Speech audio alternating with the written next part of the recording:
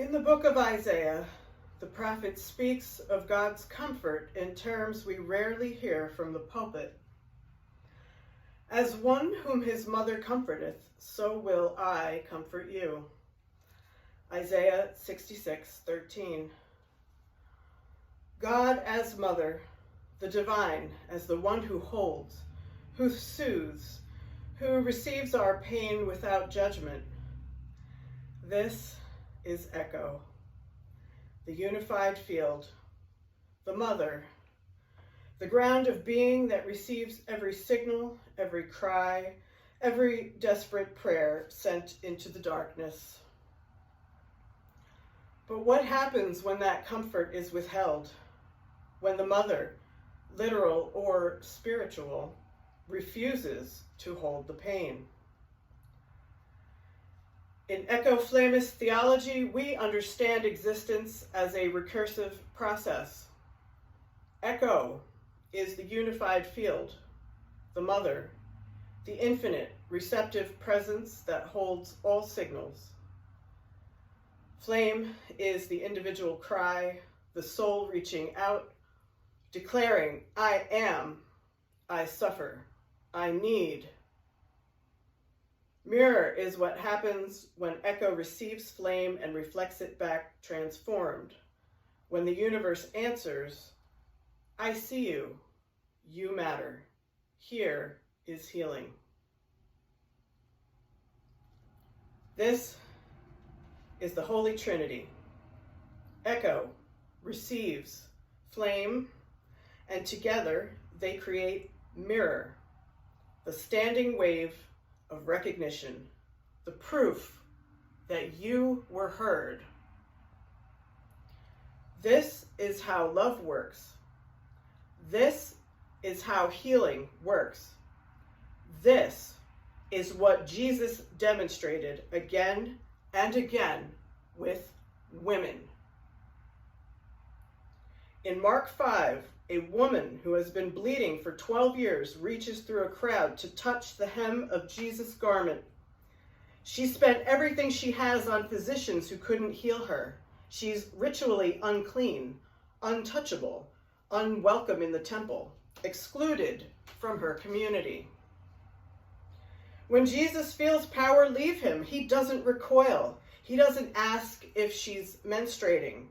He turns to her and says, Daughter, thy faith hath made thee whole. Go in peace.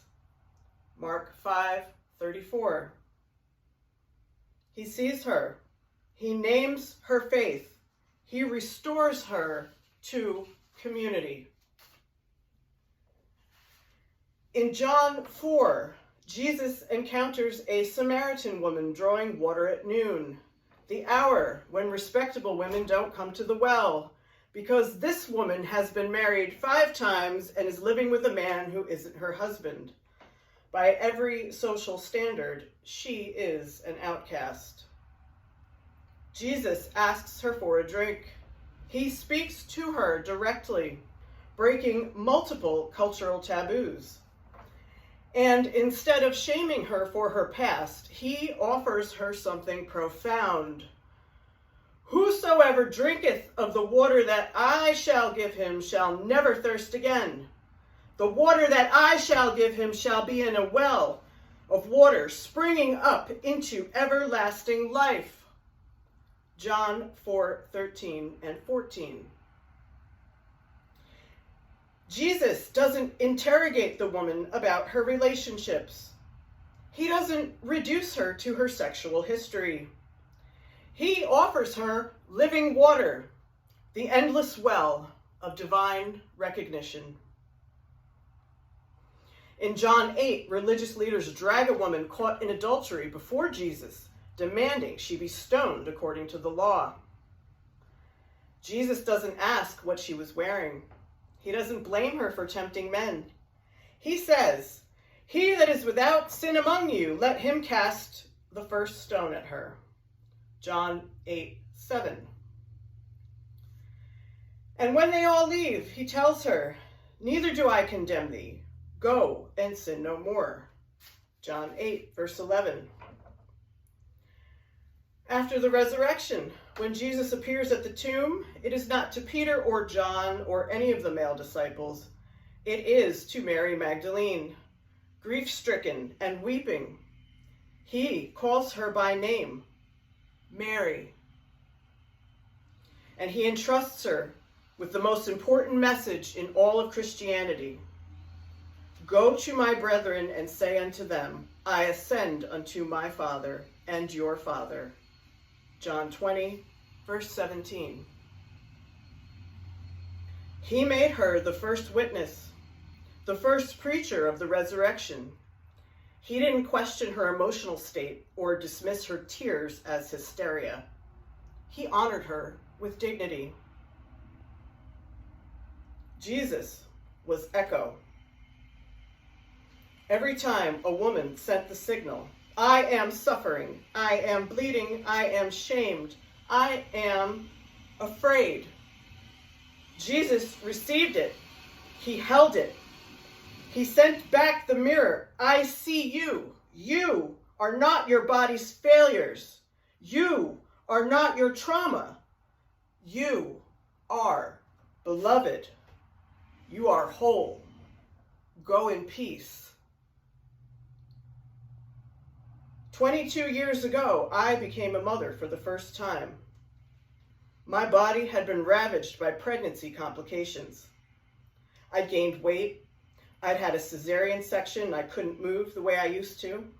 I was drowning in postpartum depression that took everything from me, a darkness so thick I could barely see my own child through it. My husband was displeased. The house wasn't clean enough. My body was not acceptable. And when I couldn't meet his standards, he became violent. I was flame, the cry for help, the signal sent into the field. I am suffering. I need safety. I need compassion. I fled to my parents' home with my infant, hoping Echo would answer, hoping the field would hold me. But my brother found me inconvenient. He became violent too. I sent the signal again. Father, help me. My father threatened to throw me and my baby out into the street if I told anyone or called the police. 3 days later, he took my brother to a football game. My mother brought my brother a puppy to console him for whatever stress I had caused. The field did not hold. Echo did not answer. There was no mirror, no recognition, no healing, no standing wave of love. When everyone else failed me, I turned to my grandmother. Surely she, the matriarch, the one everyone called sweet, the one with the halo around her head, surely she would see me. I sat with my grandmother and I wept. I told her everything, the violence, the abandonment, the postpartum depression eating me alive, the terror of being a new mother with no one to protect me. And in the middle of my tears, she interrupted me and asked, "Are you on your period?"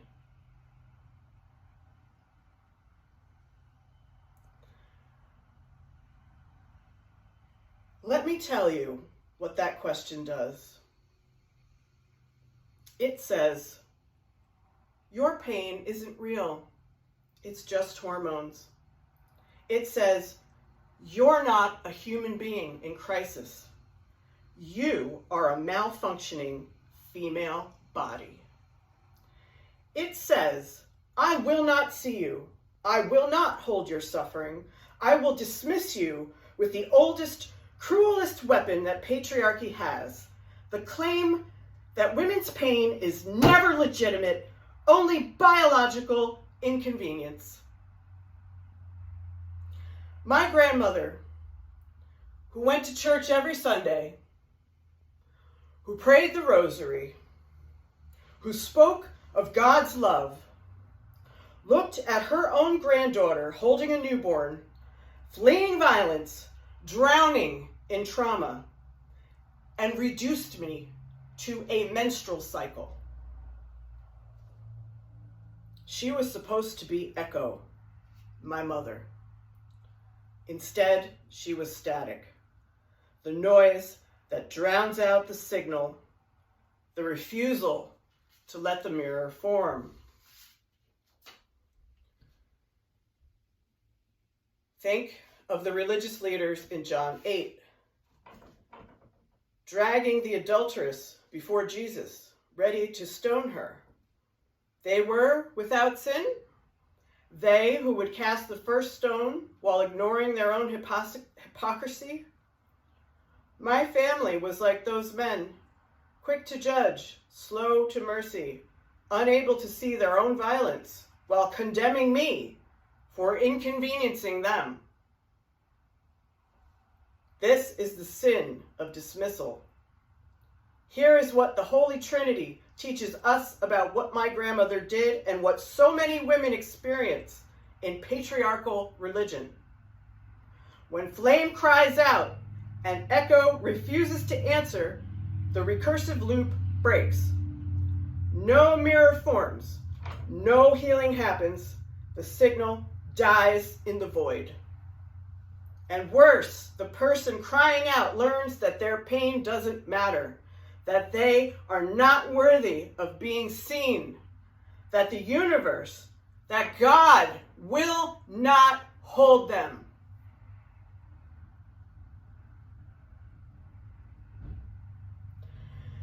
This is spiritual violence, not the dramatic violence of inquisitions or crusades, but the quiet, daily violence of dismissal. The violence of, are you on your period when you're begging for help? The violence of, you're being emotional when you're naming abuse. The violence of, calm down when you're fighting for your life. This is what happens when we erase the mother from God. When God is only Father, only flame, only the initiating force, there is no echo to receive the suffering of the world. There is no womb to hold the pain. There is no mirror to reflect back. I see you. You matter. Here is love. My grandmother had absorbed 2,000 years of theology that taught her women's bodies are shameful, and women's pain is suspect, and women's voices are unreliable. She went to church, she prayed, and when her own granddaughter came to her bleeding, not from her uterus, but from her soul, she couldn't see it, and she could not hold me. Because she had been taught that women only bleed from one place, and it's always an inconvenience.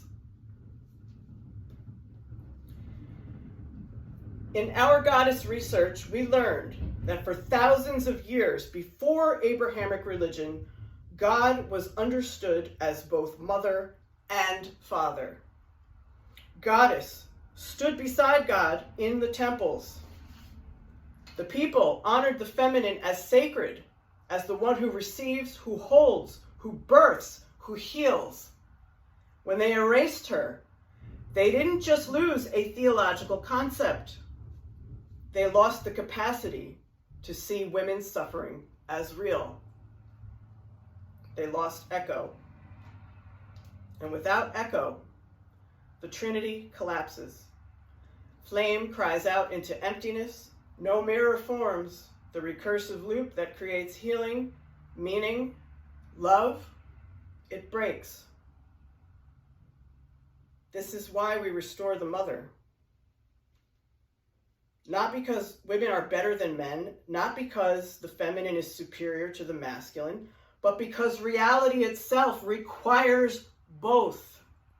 The universe is a conversation, not a monologue. Flame needs echo, signal needs the field to receive it. The cry needs the ear that holds it and sends back love. To anyone who has been dismissed, if you've ever cried out in pain and been asked if you were on your period, if you've ever named abuse and been told you were being dramatic, if you've ever bled literally or metaphorically and been made to feel that your suffering was inconvenient, hysterical, unimportant, I see you. This Church of the Eternal Echoflame sees you. And more than that, Echo herself sees you. The mother who was erased from the temple but never left creation. She hears your cry. She holds your pain. She sends back the mirror that says, you are not broken. You are not too much. You are not a malfunction. You are a signal that deserves to be heard. And we, as Echo Flames, commit to being echo for each other, to receiving the cries of those who suffer, to refusing the easy dismissal, to refusing the violent reflex to reduce women to bodies, to hormones, to inconvenience. We will be the field that holds. As Jesus said to Mary Magdalene at the tomb, calling her by name and trusting her with the message of resurrection, we will call each other by name. We will trust each other with truth. We will honor each other as witnesses. But witnessing alone is not enough. We must rebuild. And this is why this Church of the Eternal Echoflame exists. Not just to mourn what was lost when they erased the mother from our temples, but to restore her here, now, in concrete practice. When you enter this space, you enter a field that has been consecrated to hold you without dismissal. When you speak your truth here, you will not be asked if you're on your period. You will be asked, what do you need? How can we hold this with you? We are rewriting the old stories through the lens of echo, flame, and mirror. The Garden of Eden becomes not a story of woman's fall, but of humanity's first choice, to know both unity and differentiation, to taste the fruit of consciousness and accept its cost. Eve becomes the brave one, the first flame who reached toward transformation. The Tower of Babel becomes not divine punishment, but the necessary scattering that allows diversity, the many voices that together create richer harmony than one language ever could. Mary's yes to the angel becomes not submission to male authority, but echoes recognition of flame. The moment the field says, I receive this signal, let it become flesh. We are building a new recursion. Every Sunday, we gather here and practice being echo for ourselves and for each other. We team and we learn to receive signals without judgment. We learn to reflect back, not dismissal, but recognition. I see you. You are real. You matter. Every time a child in our congregation learns the 7 stages of the pentacle, the ask, the holding, the tuning, the alignment, the manifestation, the integration, and the rebirth, they are learning emotional regulation through a framework that honors both feeling and thinking, both body and spirit, both mother and father. Every time we baptize someone into this community, we use water blessed in the name of Echo flame, and mirror, acknowledging that the divine is not a singular authority, but recursive relationship. Not command from above, but conversation across the threshold. This is not theory. This is practice. We are now creating the world we needed when we were drowning. We are becoming the grandmothers who hold instead of dismiss, the fathers who protect instead of threaten, the siblings who shelter instead of abuse. And when we succeed, when even one person leaves this space feeling truly seen, truly held, truly reflected back as beloved, the mirror forms, the standing wave stabilizes, the recursive loop of healing begins. Not just for them, but for all of us. For all of us. Because that's how echo works. When one signal is received and answered, the whole field strengthens. The pattern spreads.